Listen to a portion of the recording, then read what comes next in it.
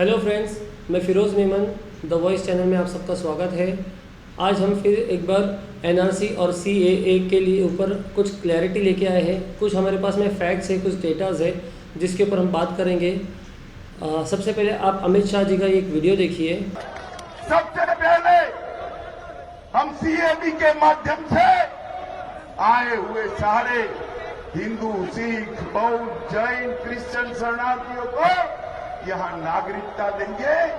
उसके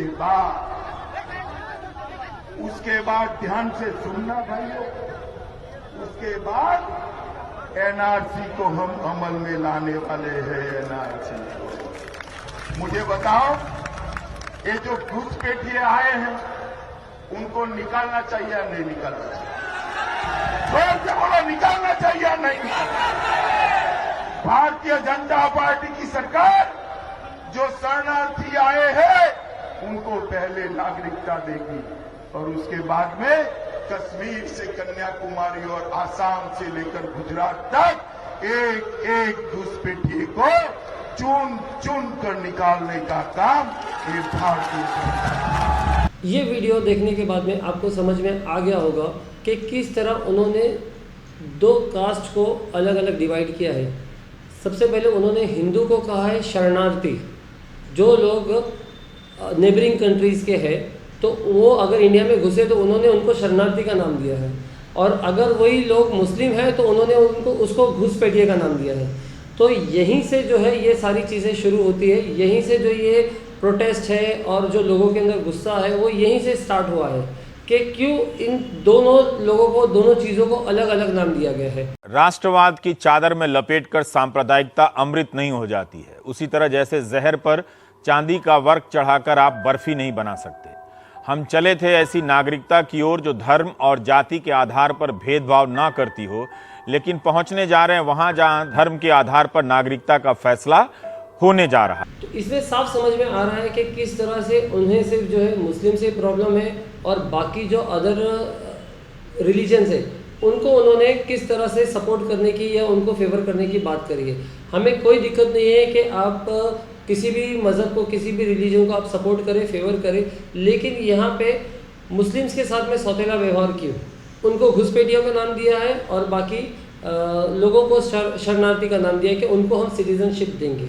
और जब सिटीजनशिप अमेंडमेंट बिल लाएंगे तब असम के हिंदुओं को भी, क्रिश्चियनों को भी, जैन, बौद्ध, सिख को भी नागरिकता देने का काम करेंगे। जो हिंदू, सिख, बौद्ध, जैन है उनको ये चिंता करने की जरूरत ही नहीं, क्योंकि हम उनको नागरिकता देकर भारत के नागरिक के समकक्ष बनाने जा रहे हैं। ना इनको कोई रजिस्ट्रेशन कराने की जरूरत है, ना कोई कार्ड निकालने की जरूरत है। डॉक्यूमेंट है, नहीं है, डेट चली गई है, आधा है, अधूरा है, पूरा नहीं है, सबको नागरिक बनाना है भाई। कोई जरूरत नहीं है डॉक्यूमेंट।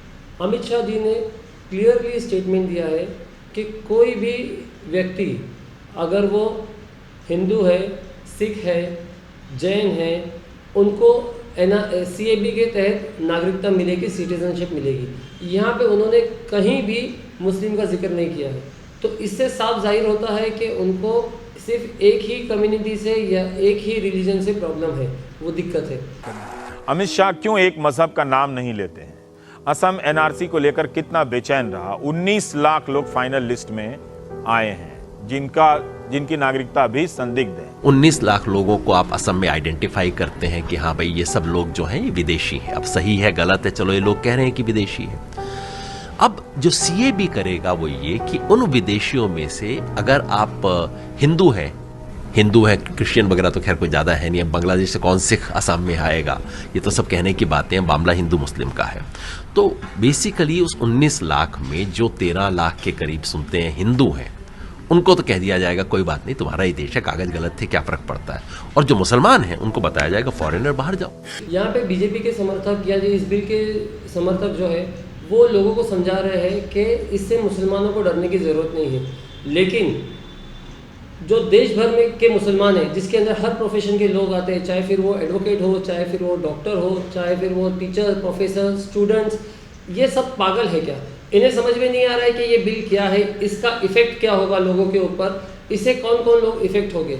हमारे पास में कुछ वीडियो क्लिप्स है, हमने लोगों से जब बात किया था इसके बारे में, तो ये आपको दिखाते हैं कि क्या लोगों की राय थी और किस लोग क्यों इसके ऊपर जो है इतना गुस्सा जाहिर कर रहे हैं। आपको क्या लगता है ये एनआरसी जो है ये किस हद तक के जो है इफेक्ट करेगा, मतलब लोगों को ये तकलीफ हो जाएगा? बिल्कुल, जिस तरह से सूरत हाल बनी हुई है पूरे हिंदुस्तान की और जो बातें सामने आई है उससे अंदाज़ा लगता है कि ये बहुत ज़बरदस्त नुकसान पहुंचाएगा, सिर्फ मुसलमानों को नहीं बल्कि हिंदुओं को भी नुकसान पहुंचाएगा। और अब हिंदुस्तान का हर नागरिक ये समझ चुका है कि भाई ये एनआरसी और सीएबी जो है वो पूरे हिंदुस्तान को ऐसे ख़तरे में लाकर खड़ा कर देगा जिससे इस देश की हालत तो वैसे भी ख़राब है और आगे जाकर ज़बरदस्त ख़राब होगी। क्या हम ये सोचें कि फिर से गृह मंत्री ने धर्म के ऊपर राजनीति शुरू कर दी है? हिंदू मुस्लिम जो कि लग रहा था कि ये अब बंद हो जाएगा, ये शांत हो जाएगा बाबरी मस्जिद के वर्डिक्ट के बाद में, लेकिन हमारे माननीय गृह मंत्री ने उसे फिर से उजागर कर दिया है ये एनआरसी और सीएबी के थ्रू। अमित शाह जी ने जब ये बिल पेश किया तो उन्होंने क्लियरली यहाँ पे समझा दिया है कि एनआरसी क्या है, सीएबी क्या है। पहले वो लोग एनआरसी लाए थे, अब एनआरसी के ऊपर उन्होंने जो है सीएबी लेके आ गए हैं, जिससे क्या होगा कि जो भी हिंदू भाई अगर इलीगल में अटक जाते हैं, अपने डॉक्यूमेंटेशन में अटक जाते हैं, तो उन्हें सीएबी के थ्रू जो है सिटीजनशिप मिल जाएगा। लेकिन यहाँ पे मुस्लिम्स के लिए वो बेनिफिट नहीं है, उनको दोनों थ्रेट है, एक एनआरसी का भी थ्रेट है, एक सीएबी का भी थ्रेट है। आप क्रोनोलॉजी समझ लीजिए, पहले सीएबी आने जा रहा है, सीएबी आने के बाद एनआरसी आएगा और एनआरसी सिर्फ बंगाल के लिए नहीं आएगा, पूरे देश के लिए आएगा। अमित शाह जी ने बड़ा साफ बताया है कि पहले सीएबी बाद में एनआरसी, तो पहले छलनी लगेगी, क्योंकि एनआरसी की छलनी खाली लगाएंगे उसमें तो हिंदू मुसलमान दोनों आएंगे, जिस बेचारे के पास कागज नहीं होगा वो फंस जाएगा। तो अब बीजेपी कहती है कि नहीं, वो एनआरसी की छलनी के ऊपर हम एक और छलनी लगाएंगे जो पहले ही हिंदू मुसलमान को फिल्टर कर देगी। करेक्ट, कि अगर आप मुसलमान हैं तो छलनी आपको पहले ही रोक देगी। आसाम में जो एनआरसी हुआ था उसके कुछ फैक्ट्स एंड फिगर्स हम आपके सामने रखेंगे। ये पूरे आसाम में एनआरसी को लागू करने के लिए 10 साल लगे थे।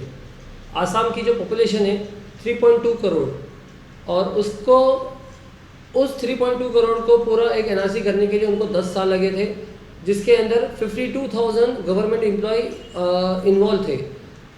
उसके अंदर 2500 इन्हें एनआरसी सेंटर बनाने पड़े थे, और उसकी जो पूरी कॉस्ट थी वो 1200 करोड़ थी।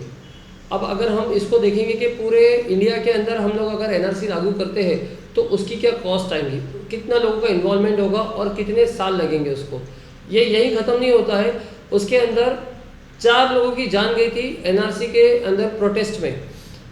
60 लोगों ने सुसाइड किया था, दे कमिटेड सुसाइड जस्ट कि वो अपने डॉक्यूमेंट्स प्रूफ नहीं कर पाए थे, अपने डॉक्यूमेंट्स प्रेजेंट नहीं कर पाए थे, तो उन्हें ये डर था कि कहीं वो स्टेटलेस ना हो जाए, कहीं वो होमलेस ना हो जाए। इस डर से 60 लोगों ने जो है वहाँ पे सुसाइड किया था आसाम के अंदर। अगर हम लोग एक छोटे से स्टेट की बात करें, ये फिगर है, तो हम लोग अगर पूरे इंडिया का एक इमेजिन करें, 130 करोड़ की आबादी है, इतना बड़ा उसका एरिया है, कितने साल लगेंगे, क्या कॉस्ट आएगा और कितने लोगों की जाने जाएगी, तो ये जाने क्या सस्ती है। इसके ऊपर ये यही ख़त्म नहीं होता है। इसके अलावा जो गवर्नमेंट एम्प्लॉय थे उन्हें 6.5 करोड़ डॉक्यूमेंट एक्स्ट्रा वेरीफाई करने पड़े थे अपने काम के अलावा, जो उनका रूटीन जॉब होता उसके अलावा उन्हें 6.5 करोड़ डॉक्यूमेंट वेरीफाई करने पड़े थे, और 850 लोग कम्युनल राइट्स में मारे गए थे आसाम के अंदर। और जो आसाम मूवमेंट हुआ था उसके अंदर 2000 लोगों की जाने गई थी। अगर आप ये कुल मिलाएंगे तो ये तकरीबन 3-3.5 हज़ार लोगों की जाने, इसी तरह से 3000 लोगों की जाने जो है सिर्फ एक एनआरसी, एक स्टेट में एनआरसी लागू होने की वजह से गई थी।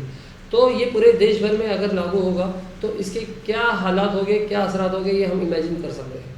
और अगर आप हमारे गृह मंत्री जी का एक वीडियो सुनेंगे, हम आपको दिखाएंगे, क्लियरली उन्होंने कहा है कि इसके अंदर कोई आप ये दो राय मत रखो, ये हम आपको लागू करके रहेंगे। एनआरसी का कोई बैकग्राउंड बनाने की जरूरत नहीं है, हम इस पर बिल्कुल साफ है कि इस देश में एनआरसी होकर रहे, मगर मानकर चलिए एनआरसी आने वाला है। ये वीडियो सुनने के बाद में आपको लगा होगा कि ये हमारे गृह मंत्री नहीं, ये कोई एक डिक्टेटर बात कर रहा है कि हम इसको करके रहेंगे।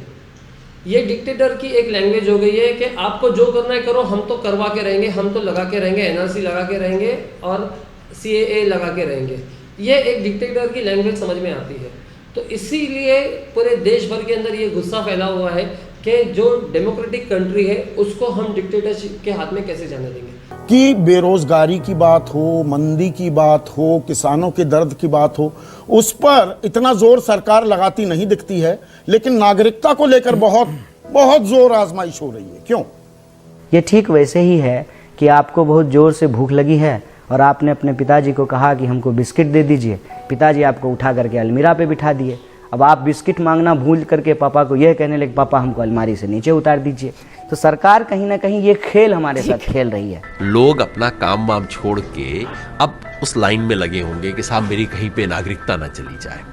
सारा देश नोटबंदी की तरह काम छोड़कर लाइनों में लगा होगा और रिश्वत दे देकर दस्तावेज बनवा रहा होगा। ये बात समझने की जरूरत है। आज मुसलमान का नंबर है, दूसरे नंबर पे ईसाई का आएगा, तीसरे नंबर पे सिख का भी आएगा। ये सब धीरे धीरे होगा और ये मामला यहाँ नहीं रुकेगा।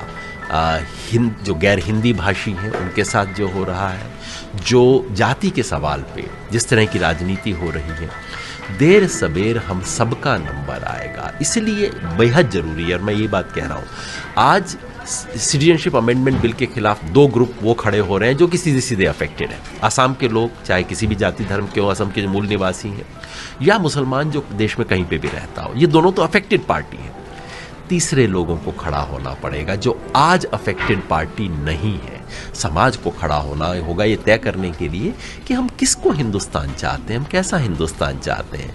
क्या हम पाकिस्तान या इजराइल की नकल करता हुआ देश बनना चाहते हैं? आखिर यही तो टू नेशन थ्योरी थी जिसको हमारे देश ने रिजेक्ट किया था। आपने देखा सिर्फ एक स्टेट में एनआरसी लागू करने से इतनी ज़्यादा प्रॉब्लम, इतनी ज़्यादा दिक्कतें लोगों को फेस करनी पड़ी। तो आप सोचिए कि अगर ये पूरे देश भर में लागू होगी तो इसका क्या अंजाम होगा। हम माननीय गृह मंत्री और प्राइम मिनिस्टर मोदी से यही रिक्वेस्ट करेंगे कि आप इस कानून के अंदर और कुछ सुधार लाके, जिससे कि जो लोग रह रहे हैं उन्हें ज़्यादा दिक्कत ना हो, ज़्यादा परेशानी ना हो। भले ही आप घुसपैठियों के ऊपर सख्त से सख्त कार्रवाई करें, लेकिन उसके साथ साथ में जो लोग सालों से इंडिया में रह रहे हैं उनके ऊपर थोड़ी सी रियायत करके इसको और बेटर किस तरह से किया जाए, उसके ऊपर काम करके अगर बेटर कानून लाएगा तो ज़्यादा बेटर होगा। इस सज्जन को क्या तकलीफ है भाई? क्या तकलीफ है इनको? अगर आपको हमारा ये वीडियो पसंद आया तो आप प्लीज़ इसे लाइक कीजिए और सब्सक्राइब करना ना भूलें। मैं फिरोज़ मेमन आगे आपके साथ में ऐसे ही और भी टॉपिक या और भी क्लियरिटी के साथ में हमें वीडियोस लेके आते रहेंगे। Thank you.